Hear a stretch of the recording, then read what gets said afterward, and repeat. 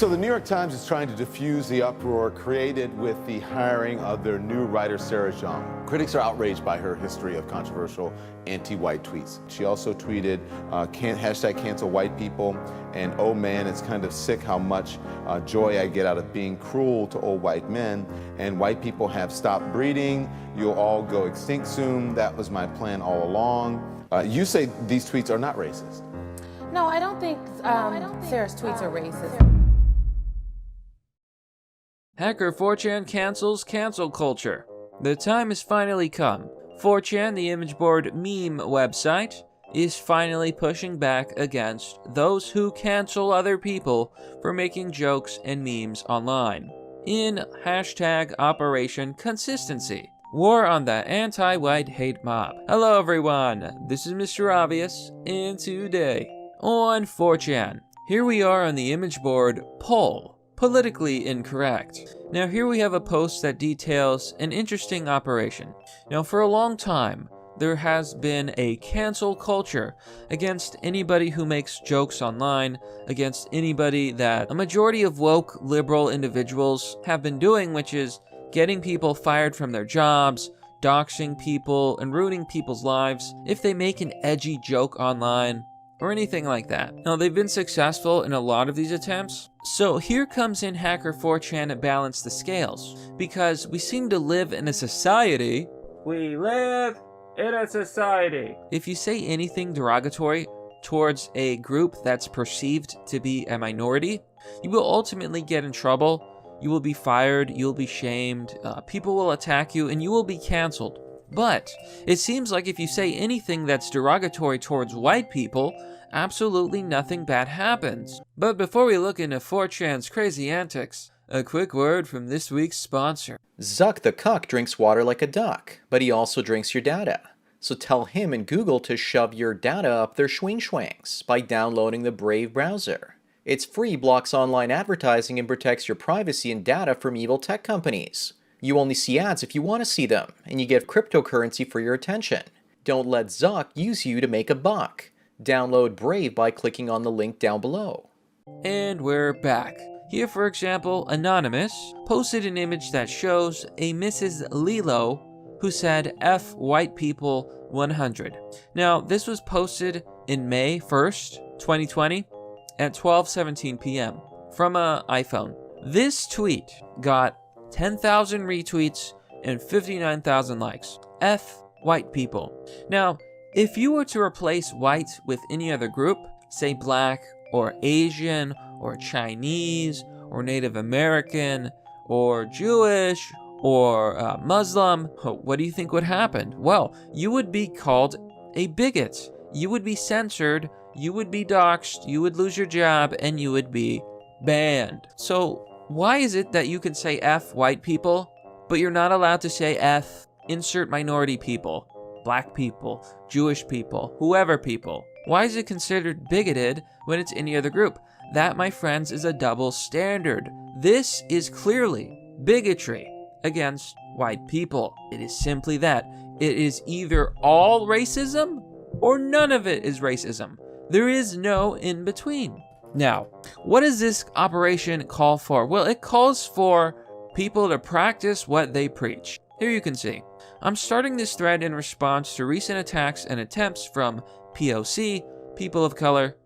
And I think what 4chan Anon doesn't mention here is also white, woke, social justice warrior liberals who also do the same thing, to ruin the lives of white teens over jokes on social media platforms like TikTok.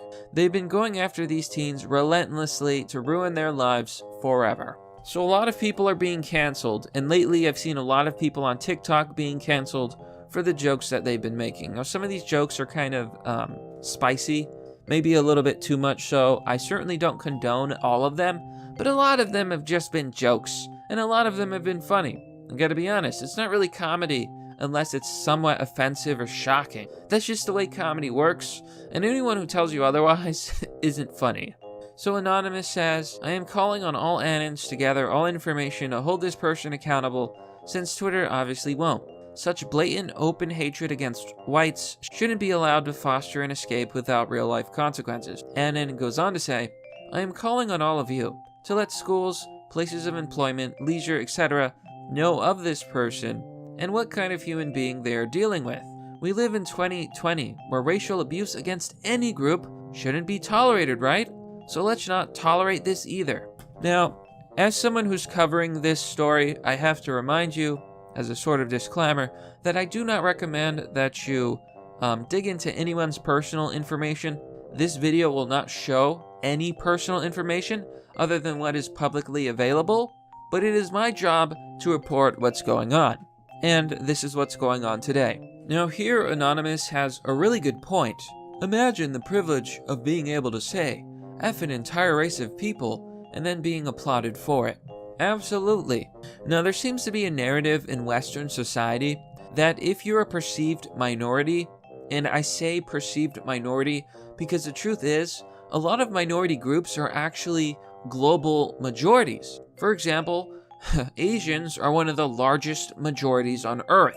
Meanwhile, it would seem that white people are actually fewer in number in a lot of cases, depending on how you look at it. So a lot of groups that are called minorities aren't really minorities. But imagine the privilege. So if we're supposed to believe the narrative that if you're like, say, a black person living in America, that you're oppressed, then why is it that you can go on Twitter and say F white people and say derogatory things and not be punished, get away with it, not be attacked for being a bigot? Because that's what it is, it's bigotry. We know that bigotry is hating on an entire group of people just because of the way they look, just because of the color of their skin. For example, I judge people by their actions, by the content of their character. If I say someone is shit, it is because they are being or choosing to be shitty. That is very different from what this person was saying. But imagine how much privilege and protection you must have in society. In other words, she's not oppressed. A lot of these groups aren't oppressed at all. In fact, they have privilege. Anonymous drops a major red pill. In reply to Anon, he says, are you new to this whole thing, bro? You're expecting fairness and principles from people who hate you. The latest iteration of the whole white people are the worst thing that has been in the works for years now, and is a result of direction and planning from the top down. Big companies like Twitter allow and encourage this because it's all part of their plan. They're not ignorant of the fact that it's happening, and the useful idiots like the one in the OP don't effing care. Now, Anonymous brings up a really good point. We've seen a lot that leftist ideology, modern day leftism, it's woke, it's politically correct, it claims to be against bigotry, but acts bigoted. It claims to be anti-fascism, but acts fascist. It is modern day liberalism. It's people who vote Democrat. It's people who say, open the borders. These are the kinds of people who seem to be pushing this anti-white narrative. I find it really disturbing because a lot of these people are white, and it feels like they've been shamed and brainwashed into hating themselves, into hating their own people. So here Anonymous brings up a really good point.